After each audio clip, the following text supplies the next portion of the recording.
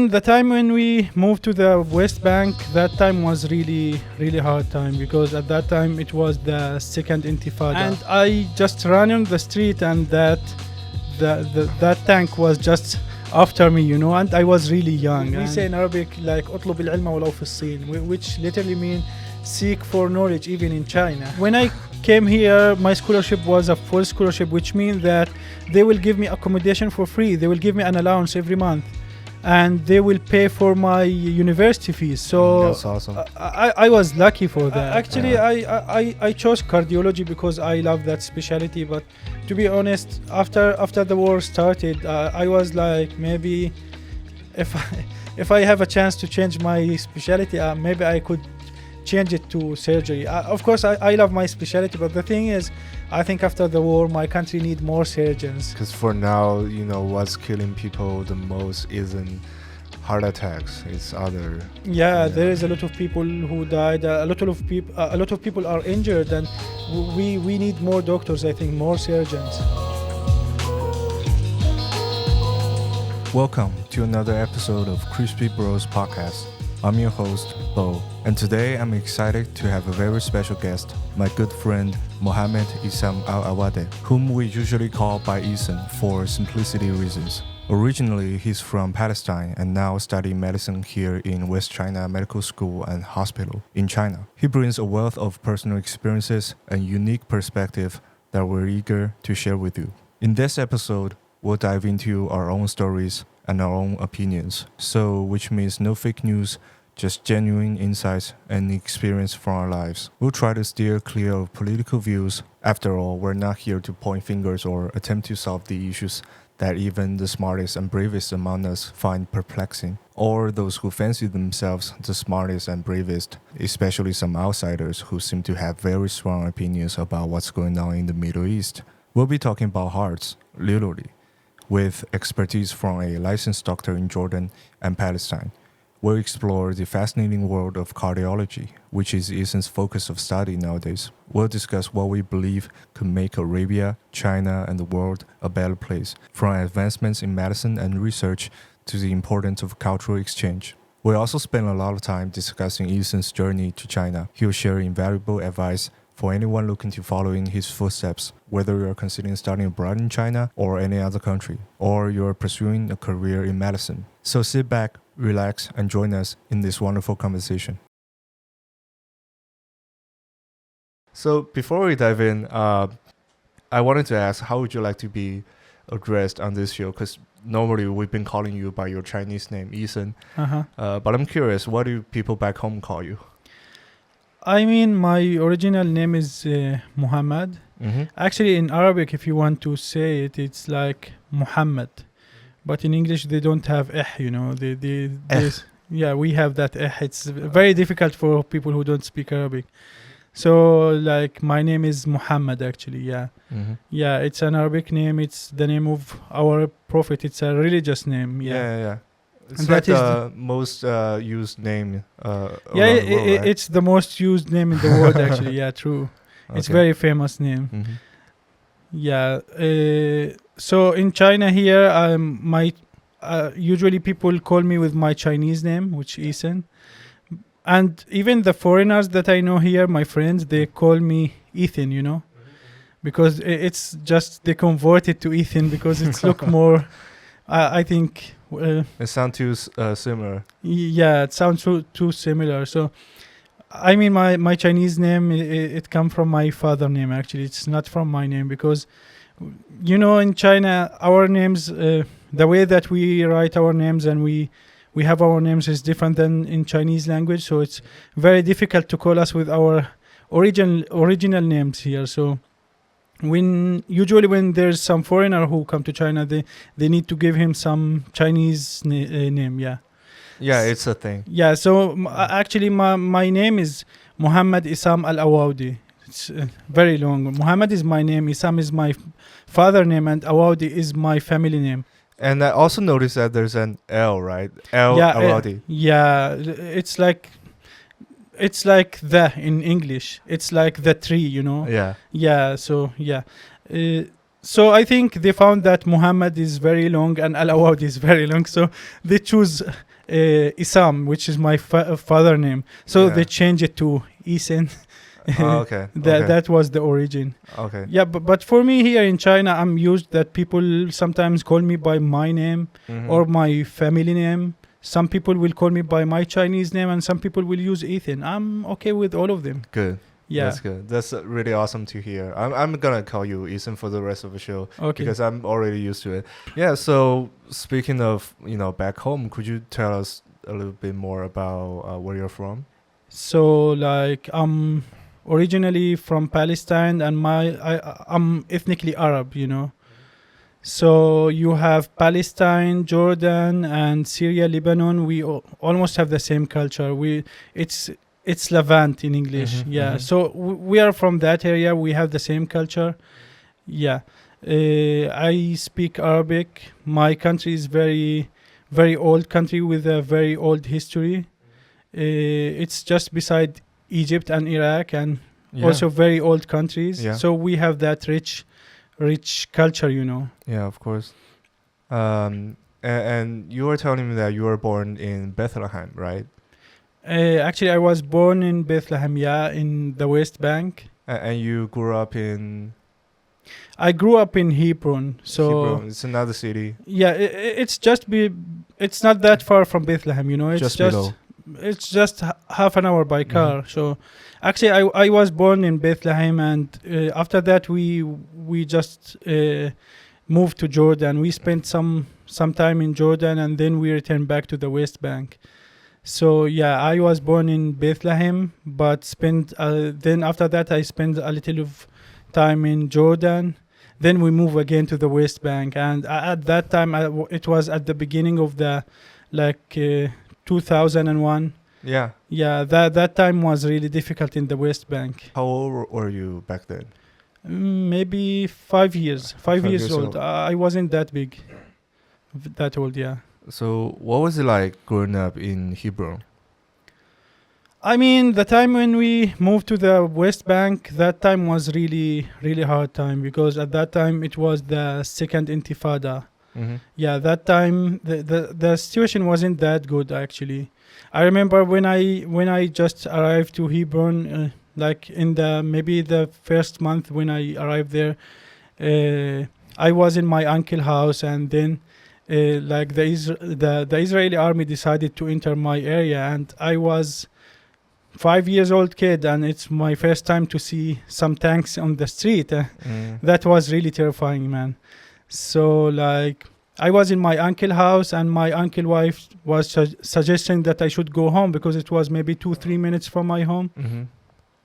And I just ran on the street, and that tank was just after me, and I was really young, and I still remember that feeling. I remember I was just going back home terrified, and I was running, and then I found a lady. She called me to her own house until the tank is not in the street, and then I returned back home. It was really difficult time. That was maybe at the first month, just after going back home, Okay. So you were born in Bethlehem, and then your family moved to Jordan, and then when you were 5, you moved back to West Bank, to Hebron, and that's where you grew up, and that was a second Intifada, that thing, right? Yeah, actually, I don't know if I mentioned that, but I have 2 IDs, like Palestinian ID and a Jordanian ID. So that was why I was living in Jordan. Just to be clear, right? Because a lot of our audience don't know about this. Is it safe now in the West Bank? Look, it's not that safe. The situation is bad, but of course it's much better than the situation in Gaza Strip. Yeah, because I think much of the people who will listen to this, they don't know that Gaza Strip and West Bank are 2 separated areas. Yeah, very separate. So, for example, I'm from the West Bank. Although that Gaza Strip is part of the Palestine, but I still can't go there. And if there's someone from Gaza, he's not allowed to come to the West Bank. It's very difficult, and you need some permission to go there. It's really difficult. So, for example, I have a lot of friends from Gaza here in China. the chance to meet some friends in from Gaza in China is much higher than meet them in my own country actually.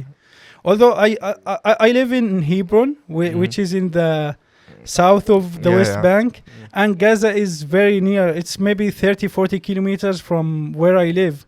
Even if the weather will be clear, maybe in the morning I can, because Hebron it's on the top of the mountains, you know. So from my area, if the weather is clear in the morning, I can see the sea from my area, from the top of my roof, you know.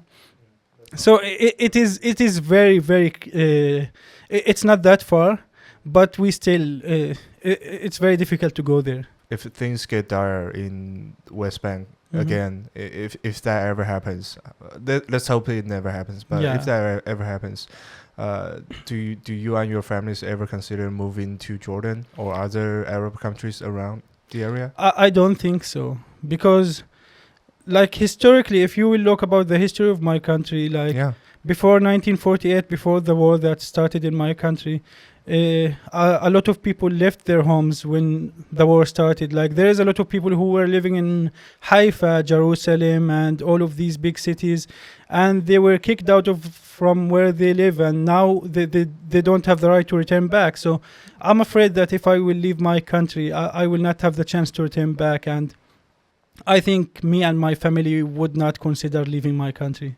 I think that's also the reason that they almost want you to move out of the area, right? That is intentionally made that way to make it feel less secure or they want the people to leave, but as I told you, because it's our country at the end, and I don't think that if I will leave and I don't have the chance to return back to my country, it will be such a lose. So me and my family will never consider leaving my country. That is the thing. Although we have a Jordanian passports and we have another nationality, but still I think we will not do that. What's happening right now? State the obvious.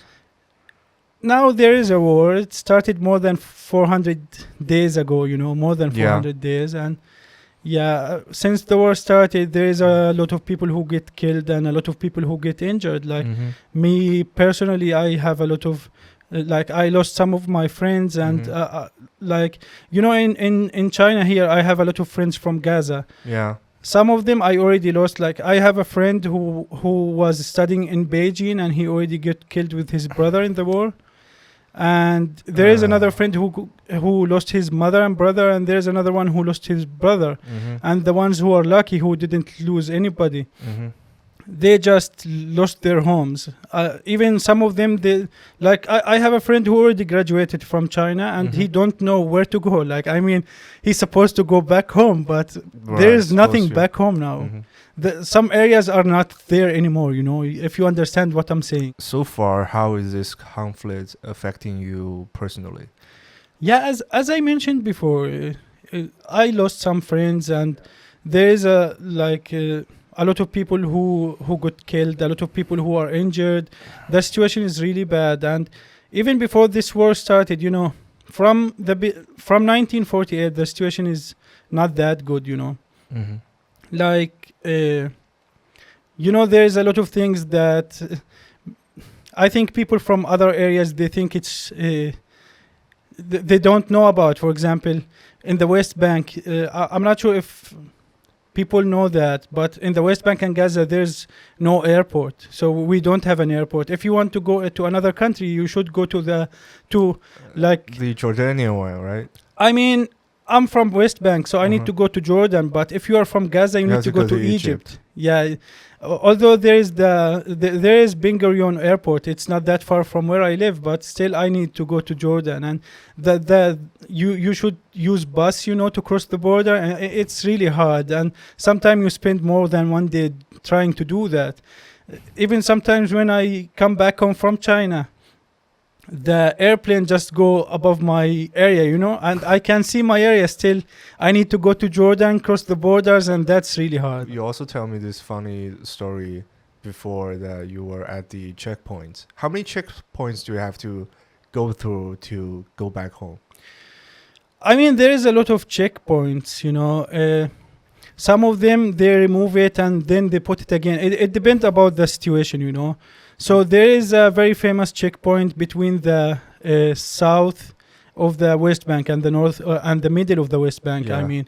And that checkpoint is always there. But sometimes if there is something, they will put a lot of checkpoints everywhere. So I can't give you a specific number because every time It's different. they just put these checkpoints and then they remove it. It depends about the situation, yeah. If you ever want to visit home for this winter or something, what would you expect? I mean, it's not easy.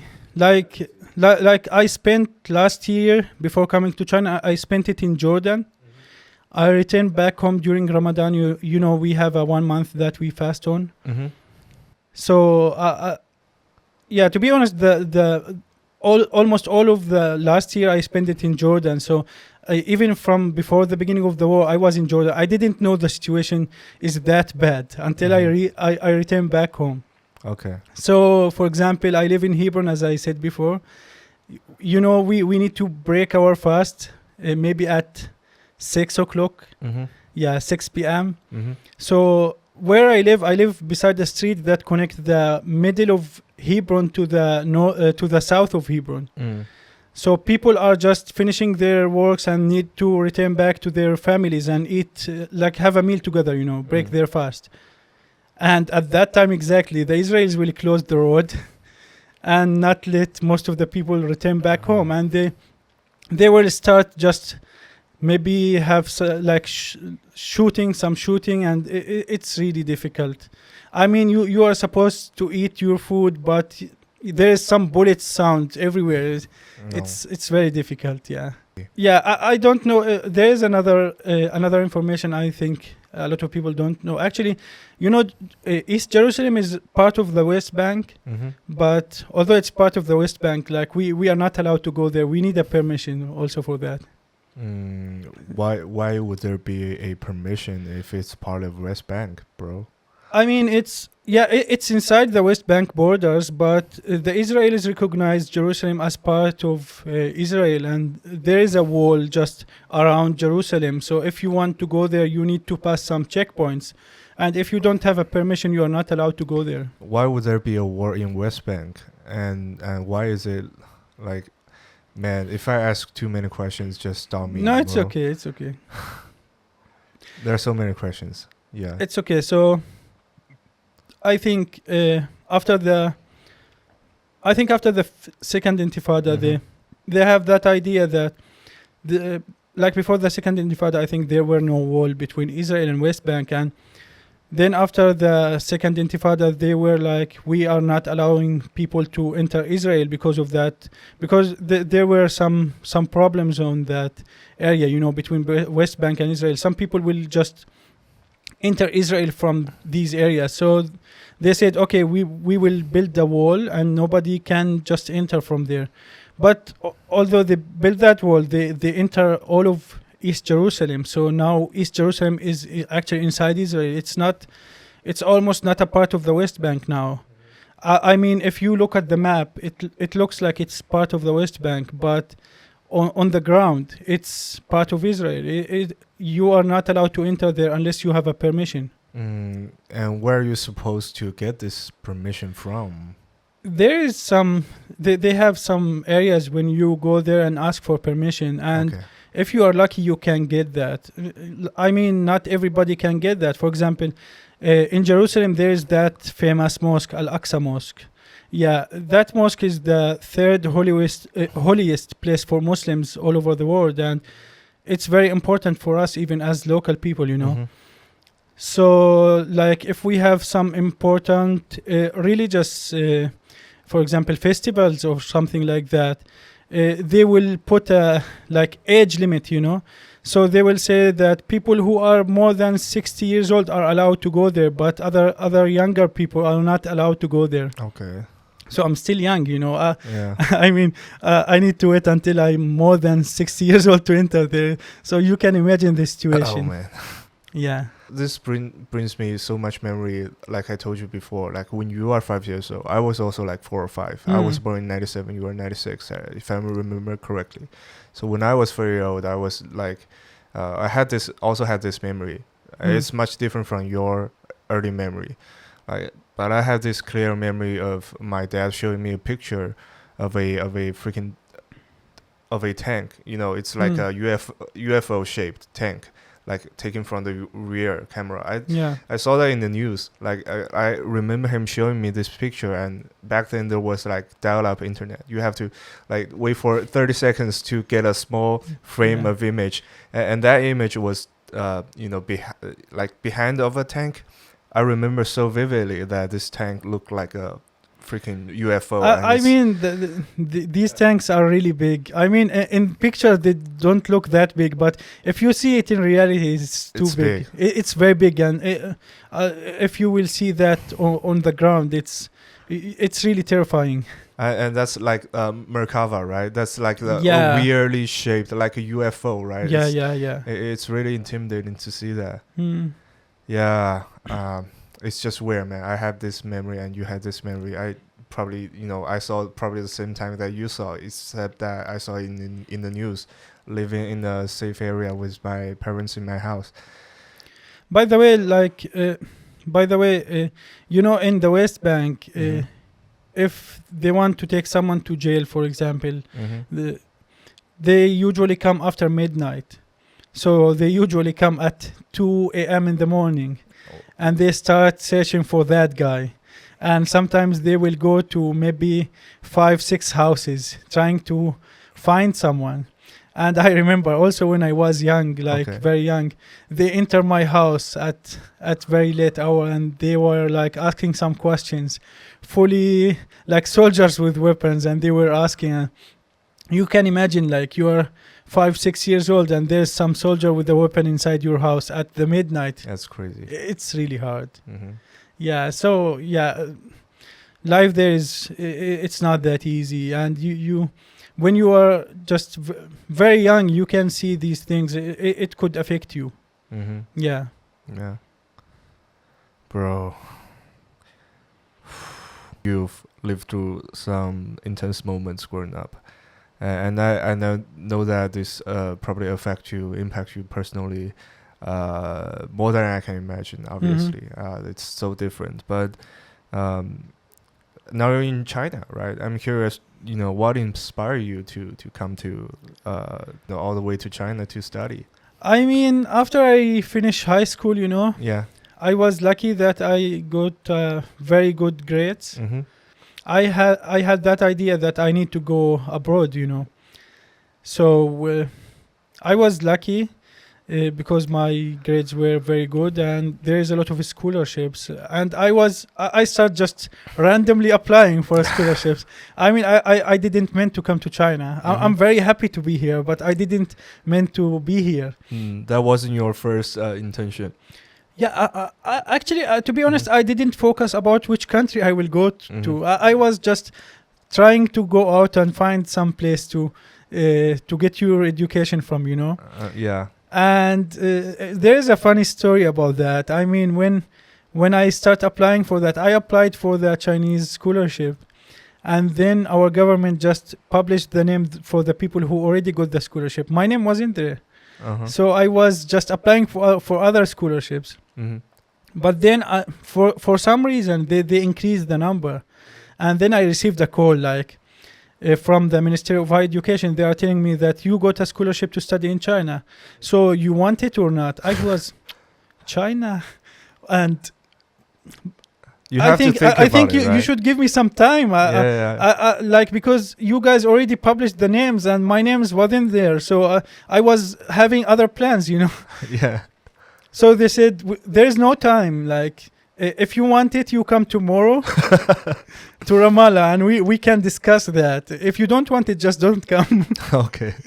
So I said okay, I can go there, and then after I will talk with them, I will think about it. If I will like that, I will just go. If I don't like it, I will not go. So I went there. I thought that they will give me some time.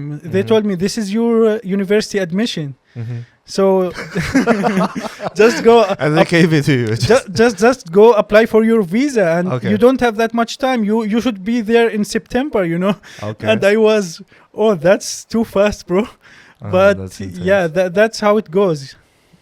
So there wasn't a particular moment that inspired you to study in China specifically, and you're studying medicine, right? Where did you get that idea? I have to become a doctor somehow.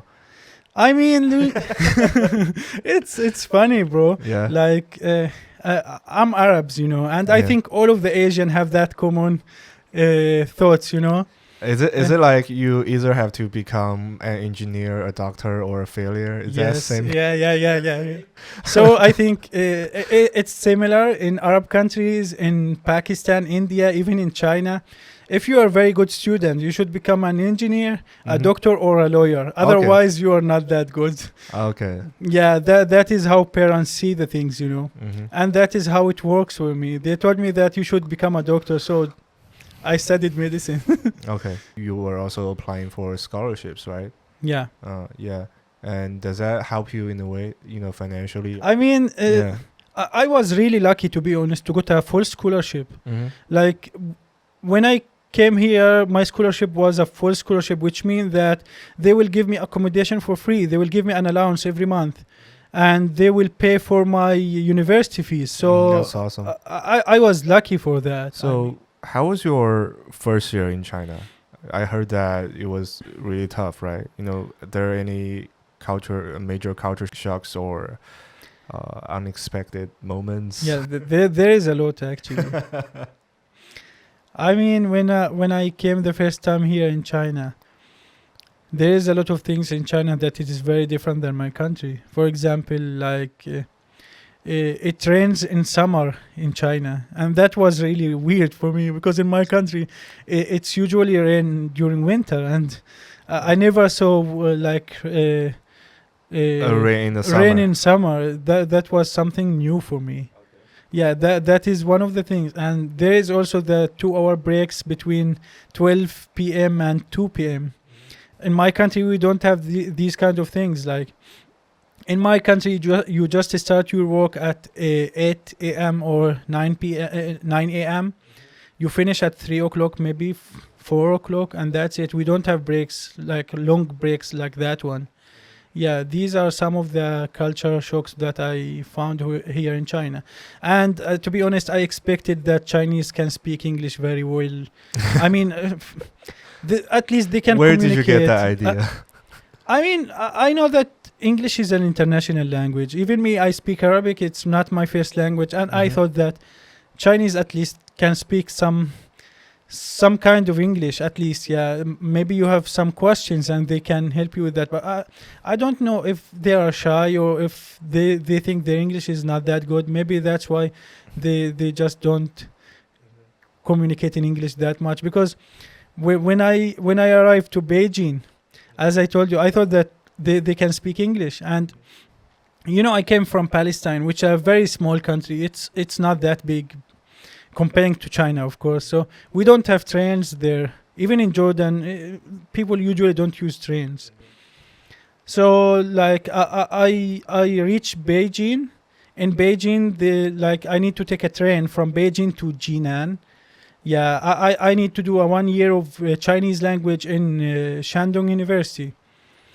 And they booked the ticket for me, and they told me you need to go to the train station and take that train to Jinan. And I was okay. So in my mind, I thought that you should go from point A to point B. That's it. But I found out it's not that way. I found out that the train just will go from A to B, C, D, and it will continue, and it will stop in some stations, and then you can just, if you reach your destination, you just can get out of the train. You didn't know there were stops in the middle. I totally didn't know that. And oh my god! I mean, after maybe 20 minutes or 30 minutes, the train stopped, and I know it should take more than that. So I was thinking on my mind, I think there is a problem. Yeah. Then I tried to ask some of the Chinese in that train, And sadly, I didn't find anyone who can speak English. And I was lucky that I found someone who doesn't speak English, but he was really friendly. So I showed him my admission, and my admission was written in Chinese and English. And he understand where I should go. And luckily, he was going to the same place. Okay. So he told me by his sign language, that... He tried to explain to me when the train will stop and when should we leave the train. And it works. Like, I left the train, and then he called my embassy to be sure that where should I go. And finally I reached Shandong University, Wow. Yeah, and when I reached Shandong University, that was my first time to see someone who is having the Kwaidi, and that was really weird to me, to be honest. We don't in my country that time we never buy from internet. It was really weird, and I saw these boxes, and I was like, what, do these people still use mail? It's very old. Why there is a lot of boxes, I didn't understand that. And then I found out about internet shopping and Taobao and all of these websites. And man, that is something amazing, to be honest. And I remember my first time What do using... you do on Taobao? I remember my first time using WeChat. Yeah. And you can pay by that QR code. Bro, in my country, they pay only by cash. We don't have these kind of things. And I was, man. Do you know that a lot of people, they don't think that having QR code is a good idea because they think that everything is digital now and money is just a number. It's very easy for you to overspend. Yeah, exactly. Yeah, that's true. Even nowadays, actually when I arrived to China, from that time you can see some people in the street. They are asking for money and they have that QR code. It was really weird, bro. Beggars in the streets. Yeah, they're asking for WeChat money. Sometimes I say to them, bro, I don't have cash on me today. And they will bring the code. And then I just don't know what to say. Yeah. Because you're from a totally different culture, and there's, I think, and I hope that there's much to learn from each other, right? And what do you think is the best way to, maybe strengthen the bond between, the Chinese and the Arab communities? Well, there is a lot of things that we can do. I mean, by the way, there is 22 Arabic countries on the world. It's too much. And there is a very strong history between China and Arab countries. A very long history of trading, by the way. Yeah. So, there is a long history between Chinese and Arabs, especially in trading. Even, Arabs, they for tea, they say like shai. So shai, it came from cha in Chinese. So I think it went from China to India. It was cha. And when it reached India, it was chai. When it reached Arabs, it was shai. Wow. So there is that deep history, Okay. Yeah, it was really usually it was very peaceful and great history together. Yeah. So in order to strengthen the relationships between Arabs and Chinese, I think we should first understand each other more. I mean, to be honest, before coming to China, I didn't know that much about China. I only knew that they use the chopsticks, and there is a actor in USA that called Jackie Chan, which I found out that his name is actually not Jackie Chan. Okay. Yeah. I didn't know that much about China. And I think there is a lot of Chinese who also don't know that much about Arabs. I mean, usually when I speak to Chinese and I ask them to just say one Arab country, they will say Dubai, which is Dubai. Dubai is not even a country, it's a city. But what I mean that maybe some of them know Egypt, IG, but they don't know that much. So I think in order to strengthen that relationship. I think first of all we should have more people that speak both languages. Like we need more Chinese who can speak Arabic, and we need more Arabs who can speak Chinese, so we can directly just interact with each other. We don't need someone in the middle, you know.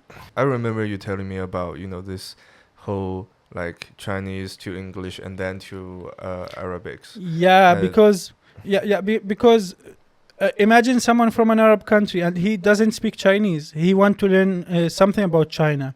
He will go and search on YouTube about China, and he will find some videos, and these videos will be mostly in English because he can't speak Chinese. So and produced by Western mainstream media, and then he will English. take he will take all of his ideas about China from that video, and the opposite also. Someone from China, he want to learn about the Middle East or about Arab countries, he will just go and watch some videos, and it will be in English also because he doesn't speak Arabic, and then he will have these ideas, and it doesn't necessarily mean that these ideas are true. So we need to just interact with each other between without anybody in the middle. That will be perfect. Remember you were telling me about this funny story when you were in Egypt, right? Yeah. And that was what for? Actually, China is a little bit far from my country. Yeah. So in order to come to China, I need to go to a third country mostly because it's very far. So it depends about the airlines. That time I booked the flight with Egyptian Airlines, Egypt Air, I think. So I was supposed to have 2 or 4 hours in Egypt, I think, as a transit, So in Egypt, the security situation in the airport, they are really strict. If you don't have a flight, you can't go to the airport. Mm-hmm. So I bought an instrument, musical instrument from Egypt, and there is one of my friends who need to give it to me. So I don't need a visa for Egypt. So I went out of the airport, and I was supposing to take that instrument from him and return back to take my other flight to China. And when I was going back to the airport, the security asked me, "Where are you going?" I said, "I have a flight to Guangzhou." Mm-hmm. And he's like, "There's no flights to Guangzhou today." No, I have a ticket and I need to go to Guangzhou after a couple of hours. He said, "I don't think that there is a flight, but I will check for you." And he called that company, and they told me that we already sent you an email that the flight were cancelled and we move it another day, and I think you didn't check your email. Okay. So we will give you a free hotel for one night. Mm-hmm. And tomorrow you will take another flight. I was okay. As long you give me a free hotel, I'm okay with that, So yeah, I went to that hotel. There were some companies that offer me to go to a trip in Egypt for 1 day trip in Cairo. Mm-hmm. And you need to pay $80. I was like, I'm not interested. I just want to get some rest. And then next day in the morning, I have almost 24 hours, so it's kind of long time. Next day in the morning, I was in my room. I woke up very early. I took a shower. I even didn't get my ID with me. Mm-hmm. And I went to the street, and the first Egyptian that I found in the street, I asked him, how could I go to the pyramids? And he was like, "You can take a taxi." I was, "No, I want to use the public transportation, Then he tried to explain to me, and it was really difficult. I need to take several buses, maybe 5 buses. So I was like, okay, maybe I simply go from I will take I can take the first bus. And when I reach the next station, I just can ask there. And then finally I will reach that place. And it works, actually. It mm-hmm. works. I reached the pyramids. I waited a little bit outside. Mm-hmm. I found some Egyptian friends, and we become friends. We entered the pyramids together. And when I reached the place where they sell the tickets, in Egypt, if you want to enter any tourist place, mm-hmm. for the tickets, if you are Egyptian or Arabs, you pay the same price. If you are foreigner, you pay 20x maybe. Yeah. So to enter the pyramids, you need to pay 20 Egyptian pound. But if you're a foreigner, you pay $20. At that time, the Egyptian pound was like $1 was almost 20 Egyptian pounds. So wow. Yeah. So I told them, okay, I want to pay 20 Egyptian pounds. They said, but you should prove that you are Arabs. And you forgot your ID. I was like, I'm speaking with you in Arabic. He said, no, you should have some ID. But I didn't carry my ID. What should I do? And finally, there were the tourist police, and I tried to talk with them, and they let me enter the pyramids. So I went to the pyramids. I went to the Nile River. I went to a lot of places. I returned back, and I didn't spend more than $8 actually. Egypt is very cheap, and it's a very funny place to visit. You know? Yeah. Mm-hmm. It was a great experience in Egypt. So, in your view, like, what can be done to improve the relationship between China and Arab countries? We talked about, like, culturally, you want more people to speak both languages, but, like, is there any way to, in terms of diplomatic relationships, are there any areas you see opportunities? Yeah, I mean, beside like letting people speak the language, I think movies also can work. Okay. Like we should have some Chinese movies. Let more Arab people watch some Chinese movies, and let more Chinese watch some Arabic movies, I think. Yeah, right. Yeah, like these cultural things can make difference, Like from movies, you can understand the culture of the country. There is a lot of countries that I never visit until now, but I can understand their culture because I watched a lot of movies about these countries. So that can make a difference. Another thing is, like we should send some officials from both countries to understand the system in both countries. I'm assuming that there is an Arab country, but there is not. There is 22 Arab countries, but there should increase in the number of visits, So when they will come to China, they will understand the system in China and how it works. And also for the Chinese, when they will go to some of the Arab countries, they will understand how the things goes there. So the understanding, there will be a bridge between these two cultures, and they can understand each other more. That's the whole thing, yeah. Are there any suggestions, like Arab movies that you wish other people to see? It's the same situation with the language. There's always a middleman. Because for me, the way I get my limited knowledge about Arab countries, I like this movie, Lawrence of Arabia, which is about white person. Which is actually is not an Arabic movie. It's not an Arabic movie, and it's also about an English guy doing stuff. It's a Western movie. It's a Western movie. With their point of view of the Arabs, Yeah. So you will see the Arabs from their eyes. So that will be totally different from what I'm saying. But the problem is we need to translate these movies. We need subtitles, and that needs a lot of work. So although I can suggest you many of the Arabic movies, but there is no subtitles. That is the issue, Oh man. Yeah. I think that's why, learning the language is so important. Yeah, that's true. It's weird. It's all like Western movies are just set in Egypt or set in Saudi Arabia. Have you ever watched like MI6? That guy, what's his name? Tom Cruise. There was a movie he did in Dubai. Yeah. That was a long time ago. There's always this middleman. It's driving me crazy. And I'm just curious about what the film industry and what films these Arab filmmakers are making. The most famous Arab movies are from Egypt. From Egypt. Egypt are very famous in the movie industry, you know. Okay. They are very famous, but the problem is the language. I mean, yeah. So for me, like as you mentioned that, I mean, for example, if I want to understand the Russian culture, for example, I prefer to learn Russian and just hear from the Russian themselves, you know, themselves about their culture. But the learning progress is it is tough too, yeah. What are you specializing in right now? Because you are already doing your grad school program in Sichuan, right? You just started. Yeah, so my journey actually started in China when I went to Shandong University.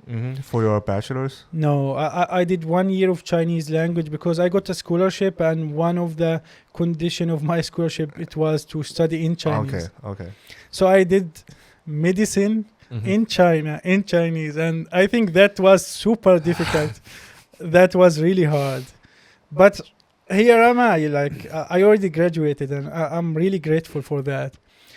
Like, I spent 1 year in Jinan, in Shandong University. I learned Chinese there.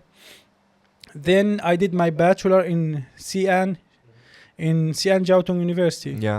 Yeah, I did my bachelor there, and after graduation from there, you know, the medical system between China and my country is totally different. So in China, medicine is only 5 years, and the 5th year is like an internship year.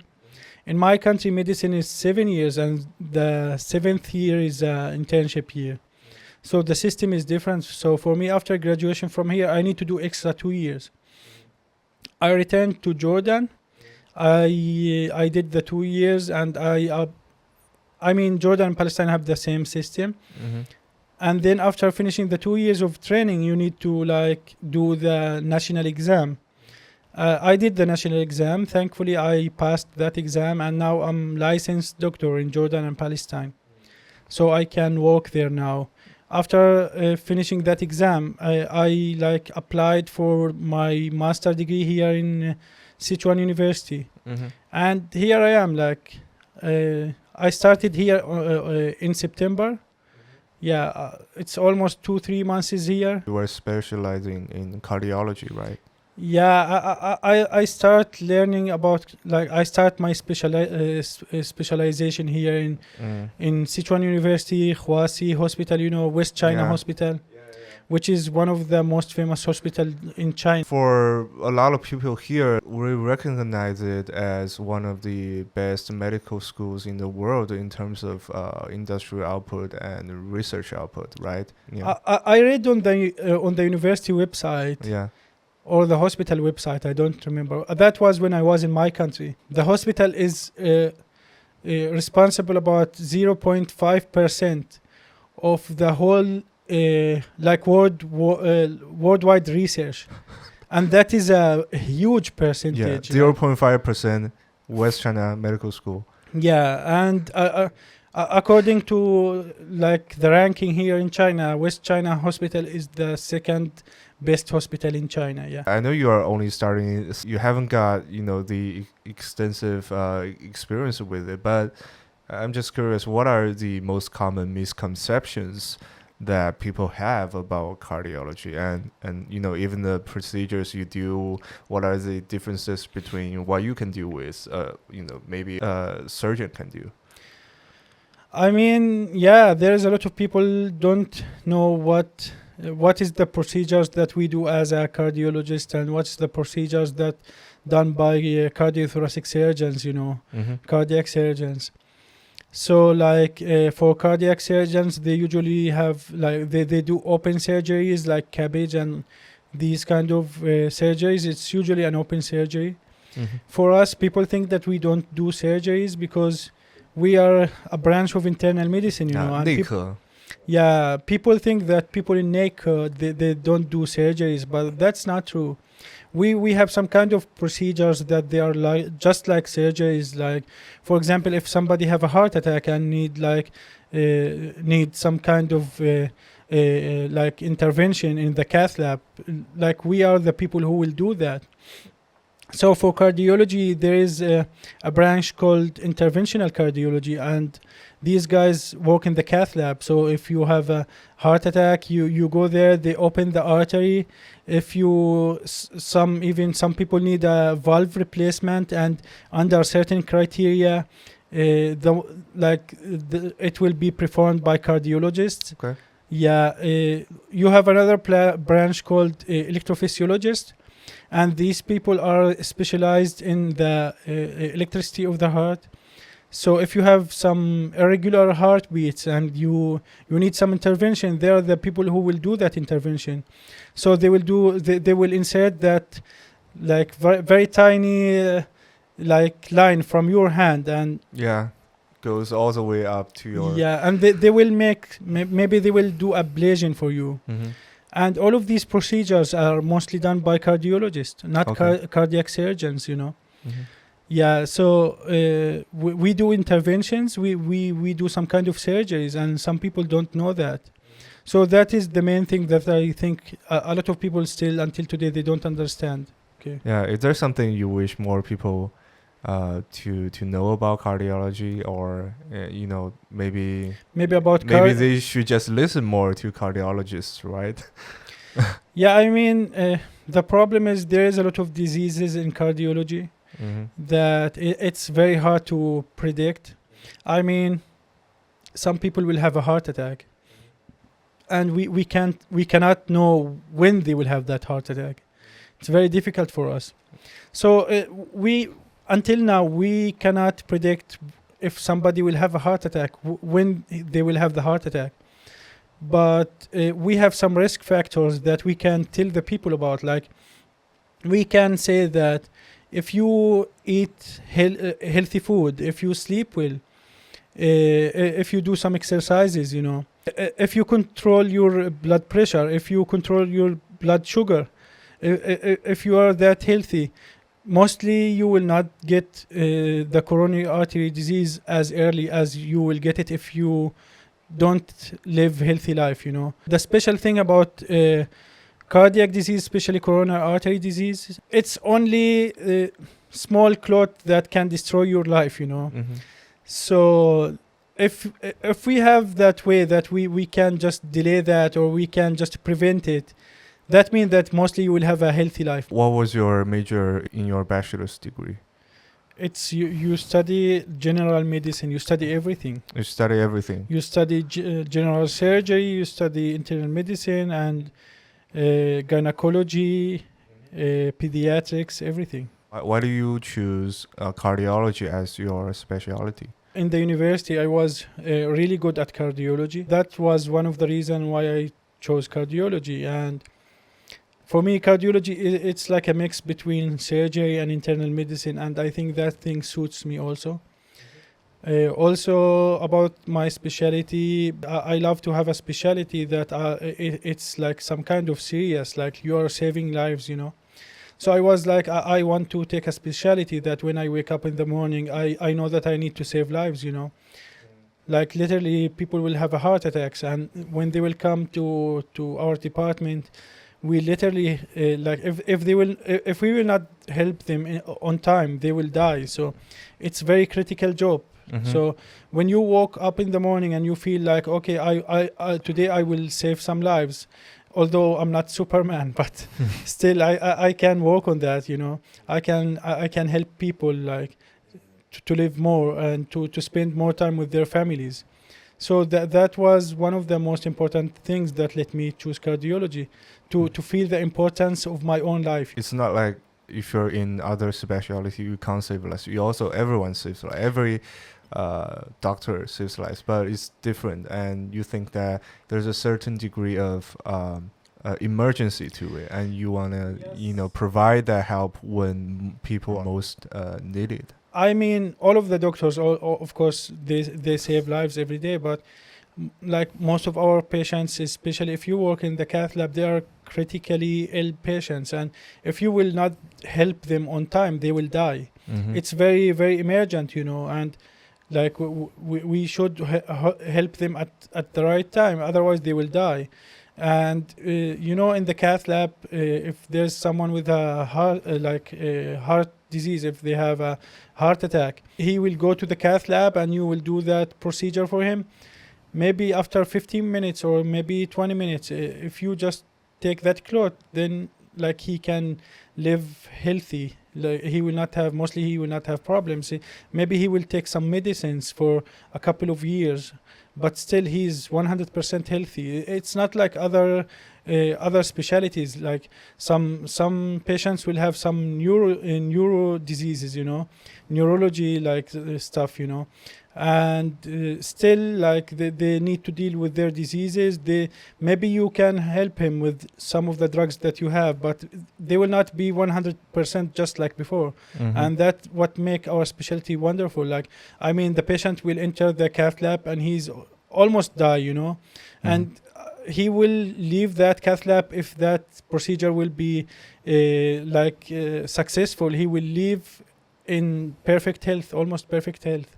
So that's something really great, I think. And there's also the unpredictability of having heart disease, right? Yeah, especially for coronary artery diseases, we still can't predict when people will have a heart attack, I mean, when somebody have a heart attack, we have some we can measure the cardiac enzymes. We can know if somebody is having a heart attack, but we cannot know if somebody will have a heart attack, and that's really difficult. So maybe someone, he's in his house alone and then he will have a heart attack and he will die. Nobody will know. It's really hard to help people if they will have a heart attack because as I mentioned, it's very, very difficult to predict, But there is some risk factors that we can try to explain to the folks, we try to tell the people, for example, eat healthy food, play some sport, sleep well at night, control your blood pressure, your blood sugar, and mostly you will live a much healthier life. And that's really important. And yeah, it's important to get those modifiable risk factors down. And there are also non-modifiable risk because factors. Some of the risk factors we cannot do anything about, especially for the age, like mostly when the people will become older, they will have higher chance to get some kind of coronary artery diseases, and there is other risk factors like I heard that old people, when they get older, they get narrower and more damaged arteries. Is that true? Yeah, because actually the atherosclerosis, we call it atherosclerosis, it starts with some kind of inflammation that happen in the arteries, and then after that the patient will have some kind of macrophages, and it will change to something we called foam cells, and these cells will eventually stay on that artery, and we will have that atherosclerosis. And atherosclerosis can start at very young age, maybe 14 years old, very young age, but not necessarily it will progress to that narrow arteries, so we need to do a lot of research about that. But true, yeah, when somebody when someone is becoming older, he have higher risk of getting a heart diseases, especially coronary artery diseases and these things. Yeah. And then there were birth sex. Men are generally more. Yeah, men have higher chance to get to get coronary artery diseases. Women have less chance, but after menopause, female hormones, and after menopause, they will have very few hormones, and that will increase their risk of getting coronary artery diseases. Yeah, in general, but there are some factors we can control. Yeah, especially the blood sugar and the blood pressure. And we should have regular check for the lipids on the blood. Some people will have high cholesterol, some people will eat food with a lot of fat, and these kind of things we can control. Yeah, some people will have a family history, and family history it's something that we cannot modify. Like some people will have some relative who die in very early ages from coronary artery diseases, like 50 years old, 45 years old, but we cannot do anything about that because it's genetics. But we are sure that if somebody, even though if he has a family history, if he will have a healthier life, although like he have a family history, he will mostly live longer and much better life. I mean, yeah, it's some combination of factors. It's not only one thing, you know. Yeah. But in general, you wish people to get leaner, more active, quit smoking. Yeah. Smoking also is a very, very, very important risk factor. People should not smoke and should sleep just enough, like not too much, not too little. They should eat good. They should control their weight also. Don't need to have that much weight, you know. Yeah, that's really important. At this point, I begin to think that we get this general idea that if you quit smoking, if you be more mindful about your food choice, in general, you will live a healthier, longer, hopefully, life than you would otherwise. We had this general idea, but sometimes people still don't do that. And is that a problem with you think? Yeah, I think so. Yeah, like I mean, every day I meet people who smoke, and I will tell them that smoking is bad for health, and they are like, continue smoking, and yeah, we know it's bad for our health. Yeah, I actually met this guy from your medical school, and he was a thoracic surgeon. Yeah, 胸外科. Yeah. He's a pretty good surgeon. What he does, he can do like only 10 people in this world can do. When I was sitting down talking with him, he was like, do you want to smoke? I think it's maybe because of the pressure. Yeah, there's a lot of stress. Right? To be honest, it's I think most of the doctors that I know, they also smoke, I think. Yeah. Oh my God. I think it reduce pressure. I think so. But of course, I'm totally against that. And me personally, I don't smoke. Stress is another risk factor, right? Yeah, because stress will increase the cortisol in your blood.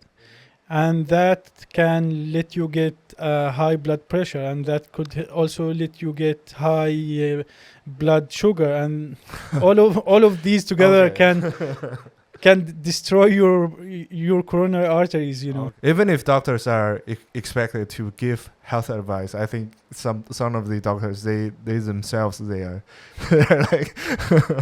Yeah, that's right? true. That's true, man. But when it comes to research, and what are the areas of cardiology you are most passionate about? My professor, my supervisor is working on, he's working on cardiac imaging, and especially he most of his research on cardiac MRI. So I work with him on the same topics. But of course, I'm really I love all of the cardiology type of research. But that's what I'm focusing on these days. I usually say that, like, imagine someone blind and he try to recognize someone only by his hands. So it's just like that. So these methods can't really help us to know the diseases and the severity of the diseases. Cardiac MRI, it's like advanced way of screening, and it's the gold standard for a lot of diseases. What is the difference with other like X-ray and CT? Usually they use radiation, and radiation can make free radicals in our bodies, and that's really harmful for us. MRI, it's like there is a magnet, big magnet, and we use that magnet to see how to take an image of your heart and cannot do any harm for you. So that is the special thing about cardiac MRI. Or about MRI in general. It will give you very high quality images, right? Yeah, the images of cardiac MRI is really good. It's much better than the images that we can get from echo, for example. So you are doing research right now. If you could be, let's say, any part of a project, what kind of cardiology topic would you want it to be? According to World Health Organization, mostly 32% of the people who die daily, like mostly they die from heart diseases. So research on heart diseases is very important for us. I mean, like, if we can just make some kind of technology, like improve the technology, improve the way that we treat our patients, maybe some kind of new medicine, some type of new screening method, like can help us, let us predict the diseases much earlier, you know. That can help us too much. I mean, can you imagine like that the percentage is 32% now, I think. Can you imagine if we just push it to 31%, like decrease it only by 1%? That's a lot of people. That's a lot of people that they will not die maybe this like today or tomorrow, and they will have much more time with their families. So that is why cardiology is important for me also. And there is a lot of topics that I would love to work on cardiology, like we had a meeting with a professor before a couple of days with a professor from Stanford, and he's also like a cardiac imaging professor in Stanford. And you are on the same topic. Yeah, he visit our department, and we were talking about cardiac MRI, we were talking about cardiac stress test, microvascular disease and small vessel diseases, you know, like mostly what we studied in the university, that there is 3 big vessels in the heart, and if some of these vessels, these arteries get occluded, that means that patient will have a myocardial infarction, will have a heart attack. And that is mostly what we learned about that. But I found out that that is not 100% true. There is a lot of small arteries in the heart, and some people just will have a chest pain and they will come to the cardiology department, and we will examine that patient, and for certain causes we will send that patient to the cath lab, and we will find out that his coronary artery is not that bad and it shouldn't give him that pain. So with the cardiac MRI stress test, we can measure the perfusion of the heart, and we can see if there is any problem in the perfusion. And if there is a problem, mostly it will be from one of the causes, like will be coronary microartery disease, and that is a topic that we still don't know that much about. So you can't do like by normal, mostly available methods of screening. Can you do that for these small arteries? You can't? At the beginning it's hard, because we usually don't start with cardiac MRI and these stuff in the beginning. We usually, like if somebody have a chest pain and there is some criteria that we work on, if he met the criteria, maybe we will send him to the cath lab, and then we will see if there is any occluded blood vessel, coronary artery vessel, then if there is nothing and he still have a chest pain, so we will try to find other causes, Mm-hmm. So we don't usually start with these microvascular diseases.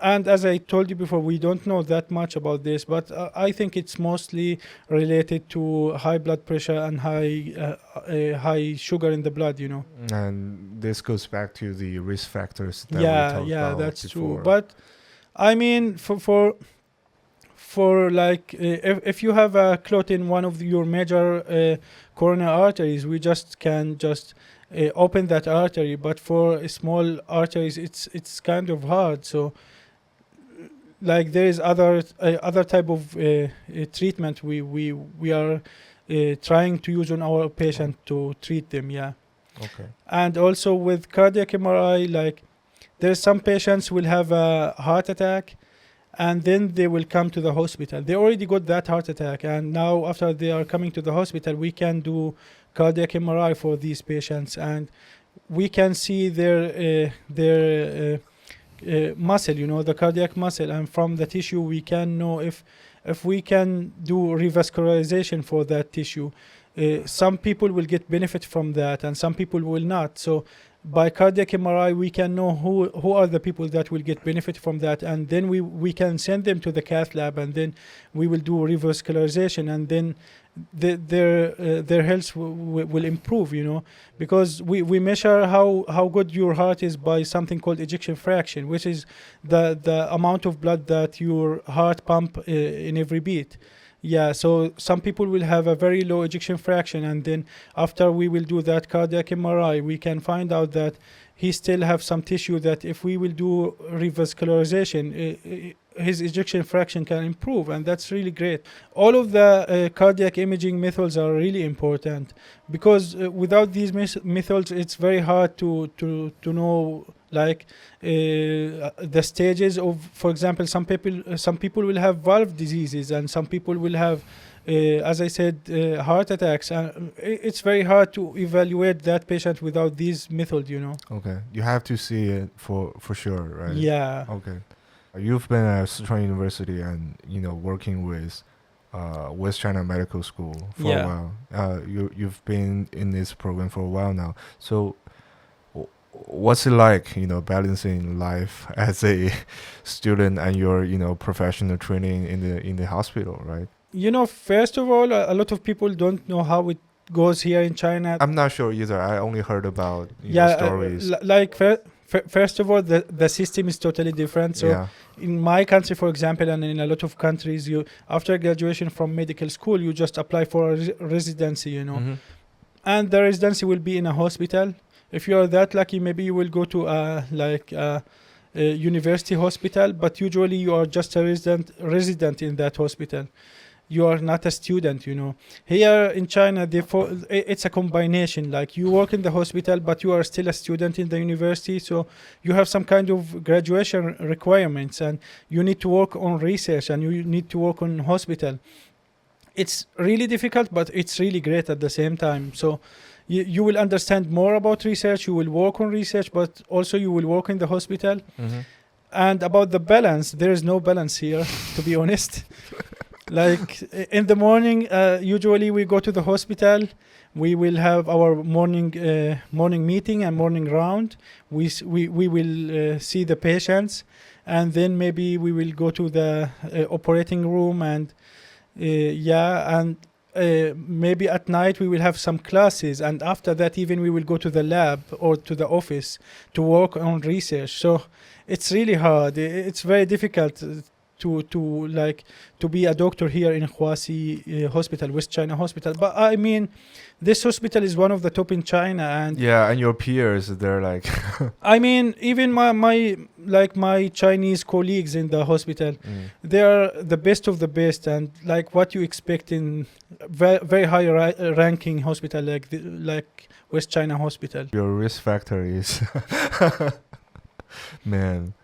And but still, study medicine is hard, right? It needs a lot of work.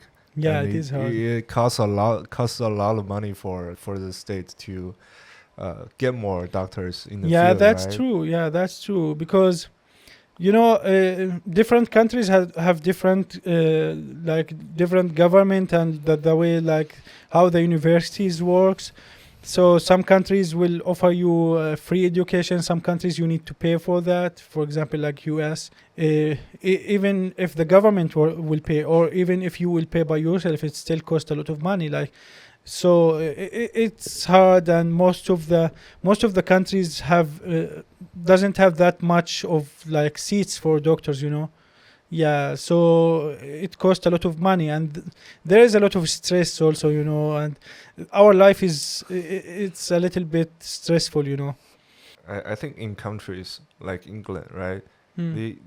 They also have this shortage of doctors. Yeah, that's true, because as I mentioned before, it's very hard to become a doctor. I mean, it could take more than 15 years to become a doctor, and a lot of people would not like to live that life, Mm-hmm. So that's why some countries like England, as you mentioned, they have some shortage of doctors, they don't have enough doctors. So a lot of doctors who work in England, they are actually from different countries. They are not originally from England. Interesting thoughts on healthcare in the Middle East. You mentioned that systems are different in different countries. Yeah, it's different. Being a doctor in China is very competitive, Yeah, I can imagine. I mean, China does put a lot of money on research, right? Yeah, I think so. For example, as I mentioned before, the way that how people study medicine here is different, because people usually work in the hospital and also work in the on research, and they have some graduation requirements. It's very hard to apply this to the Middle East because like a lot of countries doesn't have that much money, doesn't have that much resources to pay for the research, and the research usually costs a lot of money. Yeah. One of the countries that work on that is Saudi Arabia, and like they are really improving their research facilities, and that's really great. Mm-hmm. So that's really good. I think in Saudi Arabia now they are focusing on research. I think they are already in a much better position than other countries, and that's good. I remember you telling me that you want to bring some of the technology, some of the experience operating those instruments, right? Yes, to bring that to... China is very advanced country, like according to medical equipment, and in the hospital all the equipment are really new, and you have some new techniques that they use in the hospital. So it would be really great if I can get some of their knowledge, and if I can understand more from like this advanced machines, and I can bring that home. Spread the love, In West China Hospital, I think a lot of people from the countryside or from other provinces, they come here to seek. Actually, when I was in my country, I read about West China Hospital, but I didn't expect that the hospital will be that much. Like, I mean, there is a lot of people even come from Tibet, which is very far from here. Yeah. They come to get treated in West China Hospital, and that's then I realized how big and how famous is this hospital. I saw in the news, or maybe you mentioned it, that there were also many great hospitals in the Middle East. For example, in Jordan, right?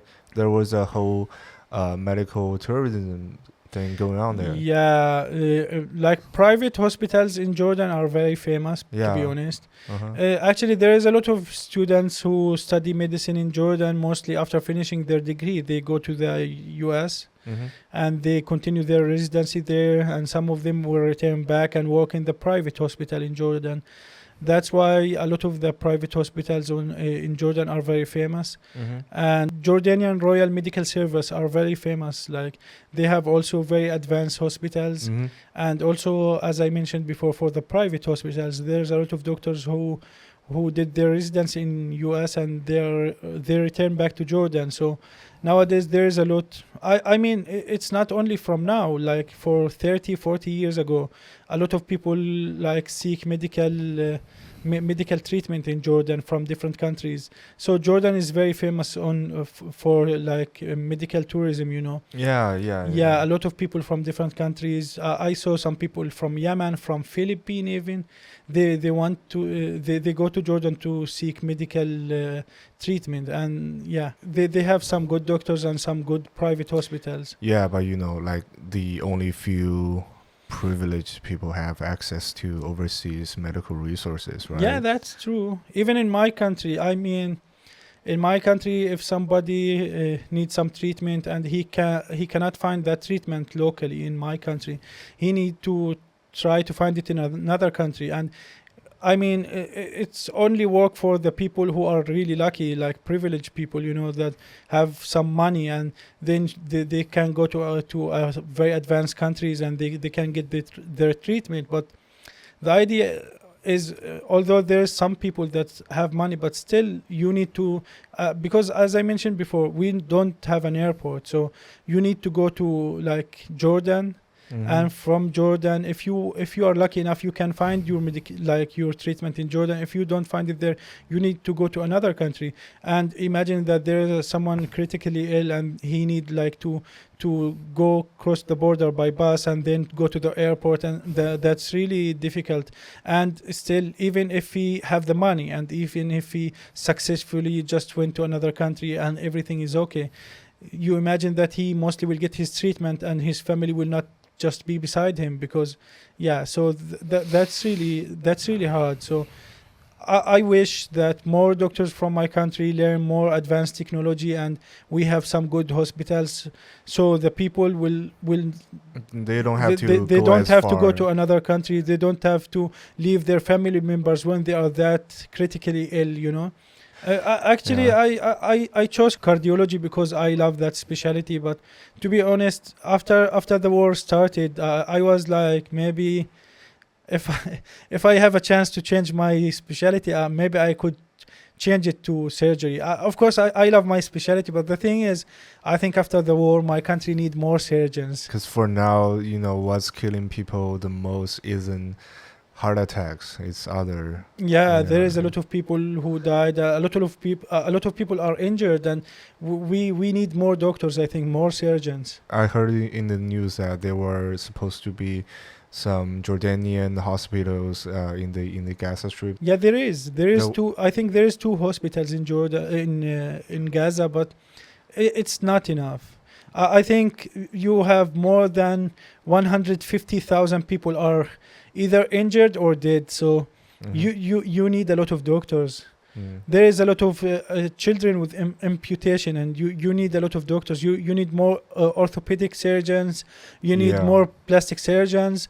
Yeah, for cosmetics and for like.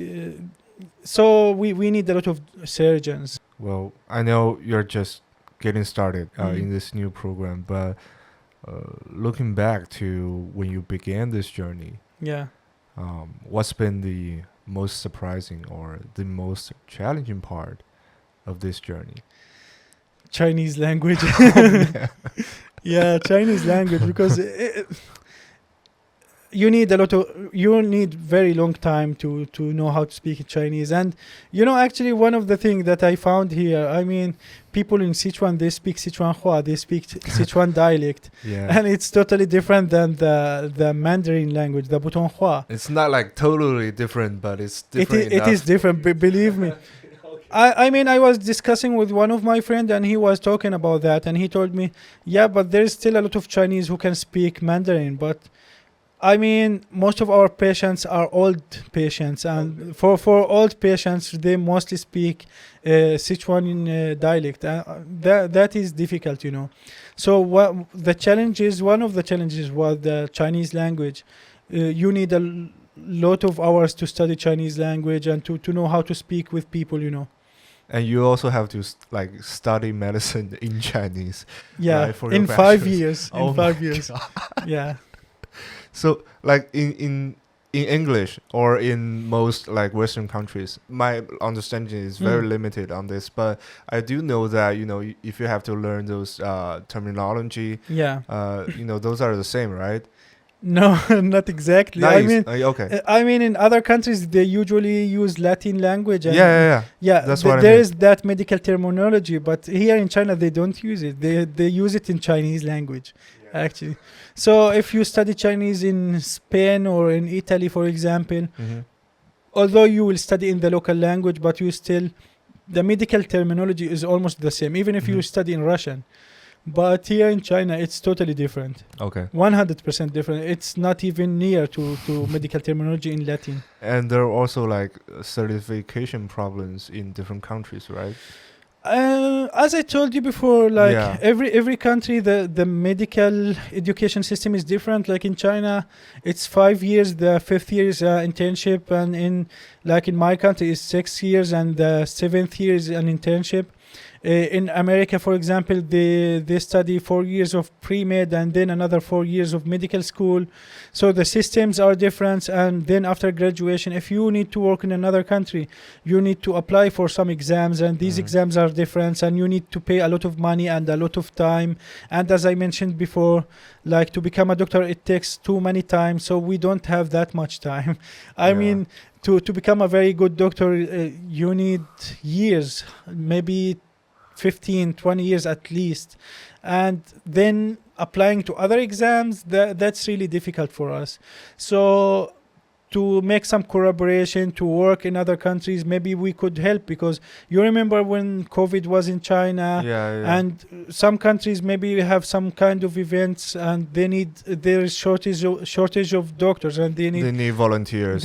volunteers, and that's the problem. Then you need the easier way that we can bring doctors from overseas to work there and help. I actually heard this really funny joke Mm-hmm. that a friend of mine, he lives in Canada right now. Yeah. Yeah. Have you heard any of the, a similar story? It's a joke about. Yeah, in Canada, it's really hard to get verified as a doctor there. I Right. hear that. Yeah, I hear that even in Canada, if you want to, like, if you have a problem, like an issue, health issue, and you need to find a doctor, it's better to find a taxi driver, because mostly that taxi driver will be maybe a doctor from India. It's better Okay. to go to it's better than going to the hospital, because the hospital are really crowded there, so it's really hard. So just try to find a taxi driver from India, like, just good. Like this Indian doctor joke. It makes me think that there must be something wrong with the system. Like, this shortage of doctor, maybe it's not, not having enough doctors. Maybe it's something artificially created.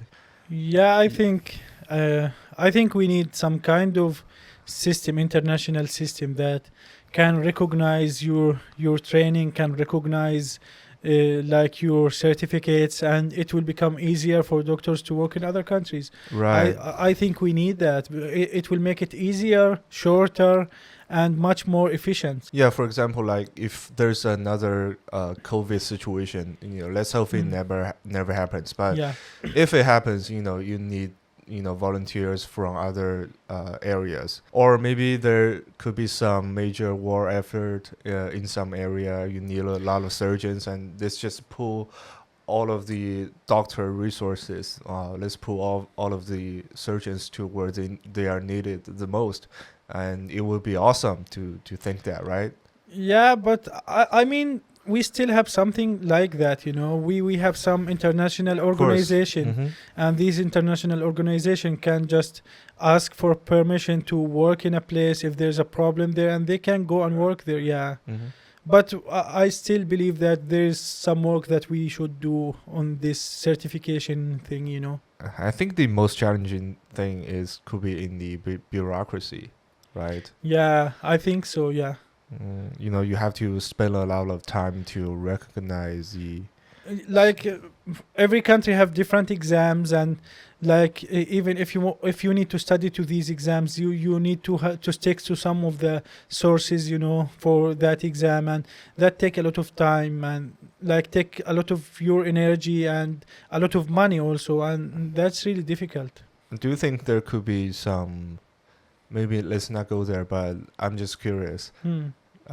Is there any like difference in sources or different consensus about a best practice in one country could be considered outdated in another? Are there any examples you can give us?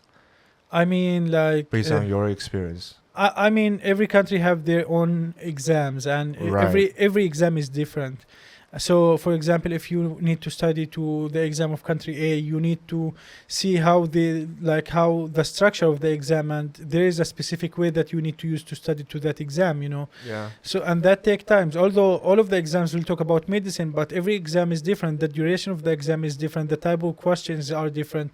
So it takes time. It takes a lot of money. It's expensive. Some of the exams will be more than $2,500, and that's expensive. Yeah, the cost of taking exams Is is expensive. one thing is expensive. Yeah. But aside from that, maybe there's a certain way we treat common code in China that is considered outdated in United States or whatever. I mean, I think you are talking about the like the guidelines for treatment, maybe. Yeah, the guidelines for treatments, right? That's actually a very important topic. For example, in United States, they have the American Heart Association, and like they have their own guidelines, and every department they have their own guidelines, and in China there is also their own guidelines. So when you need to treat a patient, you treat the patient according to a protocol, and that protocol could be from American Heart Association, and it could be from someone else, somewhere else. So to treat the patients. I think we should have international protocols for that. We are lucky that at least for research, we have some global websites that we use for research, but yeah, still, of course. as I said, every country have their own guidelines, and that's I think we need to change that. Well, I never looked at, I'm not a doctor, I never looked at either of those guidelines that you mentioned. Yeah. But I'm going to assume that it's like 80% common, 80% the same, right? It's kind of the same, but still there's some differences. Some differences. Like some patient will come to the emergency department and you need to deal with that patient. So one guidelines will say, if, for example, his oxygen will be like that, you should do that. Another country will say, no, you should do that. So you will get confused. Which guidelines should I use? And it's better if we have an international system for that. I agree. I agree. It's going to save a lot of trouble. Yeah. It's going to help recognize credentials cross culture, and that is an important thing. And I think that also will help making the recognition of the certificates easier, because maybe some country, if there is a doctor who want to work there, they want to be sure that he know their guidelines. But if the guidelines are the same everywhere, it will become easier also. And it's also gonna solve the doctor shortage problem, right? Yeah, it's a lot to think about. Looking ahead, though, what's next for you after you complete your studies here in Huaxi? Well, I will try to find a good place to continue my research, my work, and to learn more. It's not important where that place will be. The most important is that place will add something to me, I have some plans, but at the end, I don't know. Like, for example, we were talking about my story of coming to China. Yes. If you told me that you will come to China, I was like, I don't think so. But it just happened, So you don't know. Sometimes you will have chances that you never think about, and it just works. So the main idea, I want to improve myself, but it doesn't important where. Yeah, the idea is to learn, to improve. Work more, And you tell me this Arab proverb, right? It's in Arabic it's very popular. We say in Arabic like اطلب العلم ولو في الصين, which literally mean seek for knowledge even in China. Because and here you are. Because the Chinese culture is very different than our culture, and it's very hard for someone from my background to live here. Of course, the Chinese are very welcoming people and very nice people, and China is a very good place to live, but still our culture is very different from here. And it's very tough for us to live here in China, especially in the beginning. So it is hard, but for knowledge we can do that. Even if in China, that's the proverb. It's pretty funny though. But do you see yourself staying in China for more work or research, or are you gonna heading back home to the Middle East countries, or maybe in the West Bank? Look, I think that I still on the beginning of my journey. I need a lot of time, years. I need a lot of years, so that will take time. I don't want just to think about that much. After finishing my master, I will try to find another place to continue my education and my training. And when I feel that I'm ready, I have something to give to the doctors in my country, to the people of my country. When I think that I can make a difference, I just will go home and try to help people there. Yeah, and I think China is still opening to the world in the early stages. Just opening up a little bit, and the regulations for foreigners, who want to work here. China is opening every year is better than the year before, but still I think for foreigners who work in medical, for doctors who want to work in China, it's hard. And to be honest, it's very rare. It's almost I never met any foreigner who work here as a doctor. It's really hard.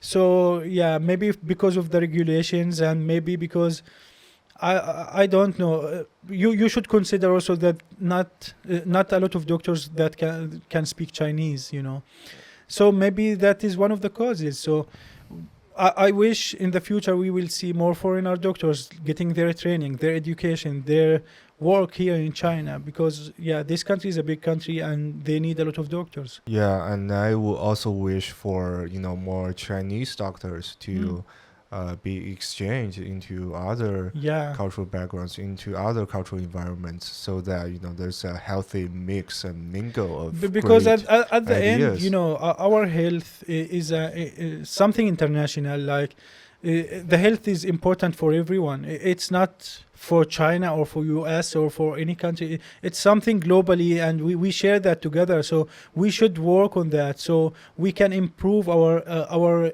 health system.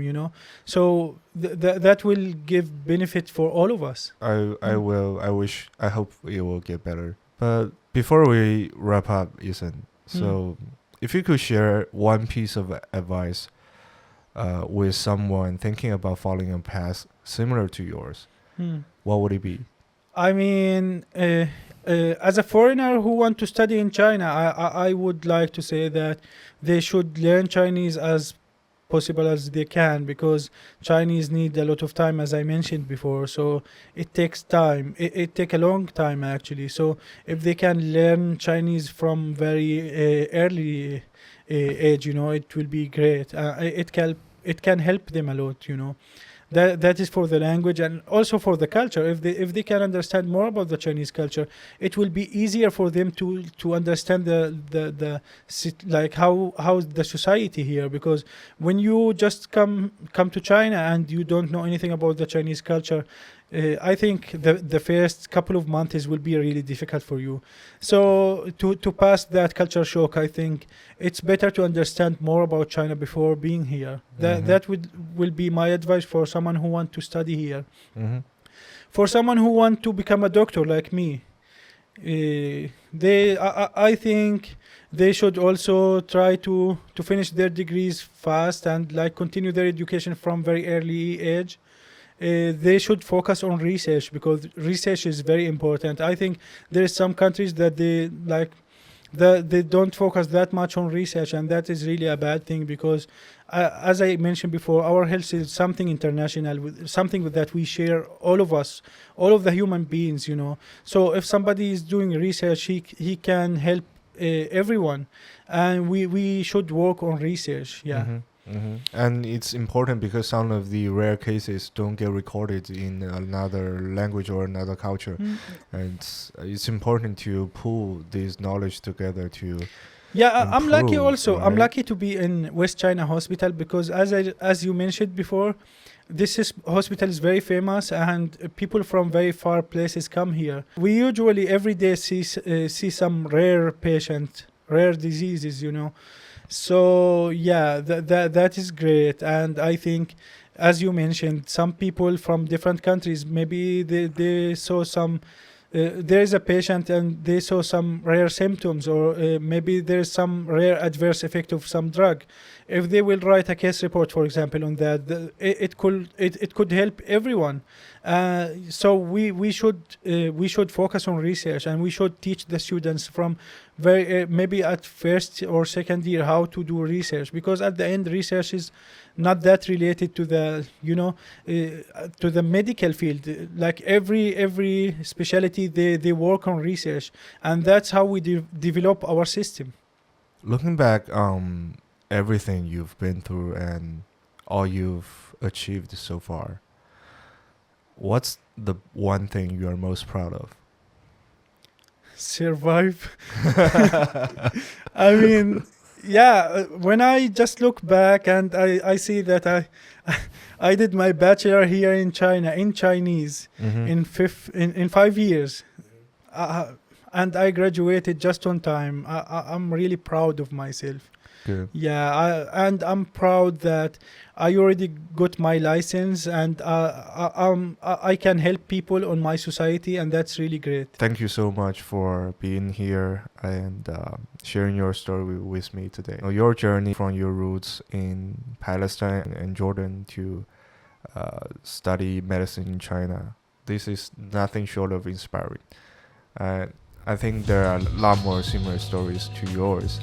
that people are not noticing enough, and I think we need more people like you.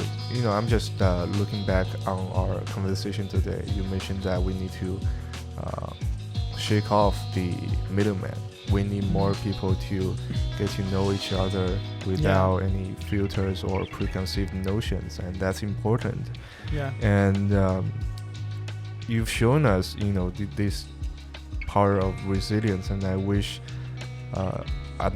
only the best thing for you and your people.